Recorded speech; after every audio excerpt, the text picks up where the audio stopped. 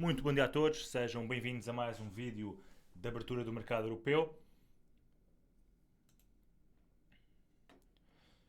Esta semana teremos aqui alguns dados importantes, nomeadamente na segunda-feira o IPC no Japão, portanto no dia de hoje, às 23h30, a inflação japonesa desacelerou desde que atingiu o pico em janeiro de 2023, com a inflação global e a inflação subjacente a atingirem então mínimos de 16 meses em dezembro do ano passado, e este abrandamento permitiu aqui que o Banco do Japão continue então com a sua abordagem ultra facilitista, e as previsões de inflação para janeiro sugerem então uma descida para os 1,8% em relação aos 2,3% registados no mês anterior.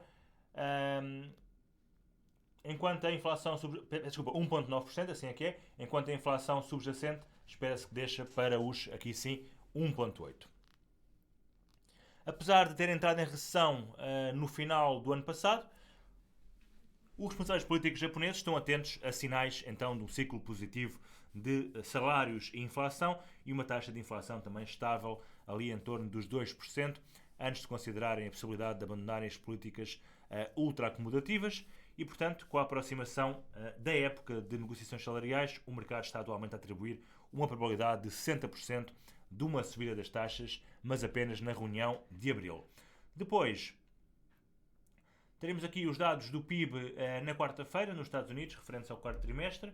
O PIB anualizado espera-se que saia nos 3,3%.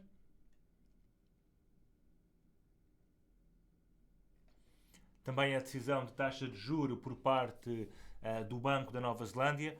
Há aqui alguns rumores de que o banco possa subir a taxa de juro em 25 pontos base, apesar do valor esperado pelos analistas seja de manter a taxa nos 5,5%, e esses rumores estão a levar o NZD a valorizar bastante, como iremos ver mais daqui a pouco. Depois, na sexta-feira, teremos aqui os dados de inflação na zona euro às 10 da manhã. Os números PMI da China, aliás, em janeiro a inflação global da zona do euro diminuiu para 2,8% dos 2,9% anteriores, registados em dezembro, e a inflação subjacente caiu para o seu nível mais baixo desde março de 2022, nos 3,3%. Para já, espera-se então que a inflação caia para os 2,7% este mês, apesar então das minutas do Banco Central Europeu indicarem que é demasiado cedo para cortes nas taxas devido a um progresso na inflação. O mercado antecipa para já um corte de 25 pontos base nas taxas do BCE na reunião do mês de abril, portanto havendo aqui alguma divergência entre o BCE e o que o mercado espera.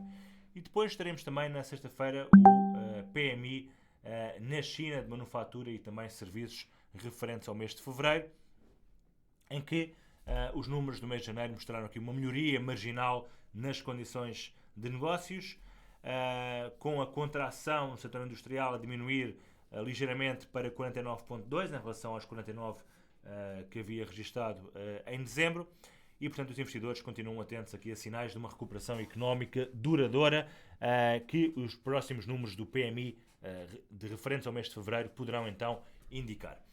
Olhando para o calendário de hoje, além então da inflação no Japão, não há assim mais nada digno de mencionar, a não ser aqui as vendas de novas casas referentes ao mês de janeiro. Também em termos de earnings, teremos aqui, a maior parte das empresas já apresentaram resultados, mas teremos ainda esta semana empresas como a Zoom, o eBay, Salesforce, Baidu e NetEase que irão ainda apresentar resultados. Olhando para os mercados, então, o mercado asiático negociou de forma negativa. Na sexta-feira, a Moody's retirou a notação de crédito a 11 empresas chinesas, o que evidenciou repercussões das taxas de incumprimento recorde, e, portanto, os investidores querem estímulos adicionais por parte de Xi Jinping, e o facto de não terem acontecido ainda está a levar então os índices a caírem. Na Europa também o sentimento é negativo no dia de hoje, todos os índices a negociarem no vermelho, e nos Estados Unidos para já perspectiva-se uma abertura praticamente flat, portanto o Nasdaq flat, o Russell 2000, Dow Jones e SP500 com ligeiríssimas desvalorizações. Isto depois de o Wheeler da Fed ter comentado que a sua visão da economia não se alterou após os dados de janeiro e que as coisas estão a avançar na direção certa. De acordo com o responsável da Fed, os cortes nas taxas de juros são possíveis na segunda metade do ano, com o esperado então abrandamento dos gastos de consumo. Olhando para o mercado europeu, começando aqui então pelo DAX, hoje então a recuar um pouco, depois de ter feito novos máximos históricos na semana passada, aqui no dia 23. Esta manhã recuperou um pouco, mas já está a vir para baixo outra vez, já negocia então em território negativo. O IBEX também aqui a corrigir um pouco, mas a tendência continua a ser claramente de alta, é apenas uma correção deste movimento de subida e o esperado é que venha a testar aqui pelo menos os máximos feitos em dezembro nos 10.300 pontos. Também aqui o CAC mantém-se em alta, está aqui também a corrigir no curto prazo, mas lá está, correção também no movimento de subida. Já o FTSE, olhando aqui para o gráfico horário, também está a corrigir um pouco, mas a tendência mantém-se subida. Vamos ver também se consegue atingir os máximos registados na semana passada e mesmo ultrapassá-los para vir testar então aqui os máximos feitos no princípio deste ano, que são também máximos feitos em setembro do ano passado.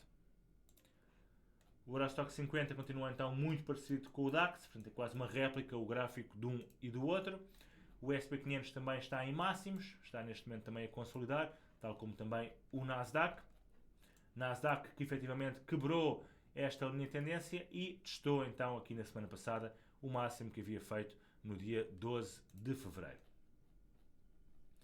Também aqui o Dow Jones fortíssimo, como estamos a ver. E o Russell 2000 continua a negociar ainda dentro do range, portanto não conseguiu ainda quebrar este range em alta, eventualmente aqui a ganhar algum momentum para depois conseguir quebrar o mesmo em alta. Nas commodities o petróleo continua pressionado em baixa, a negociar abaixo da sua média móvel de 50 em vários time frames, nomeadamente também no gráfico semanal, e portanto poderá indicar aqui no curto prazo algumas quedas, mas temos aqui um suporte intradiário nos 75,50.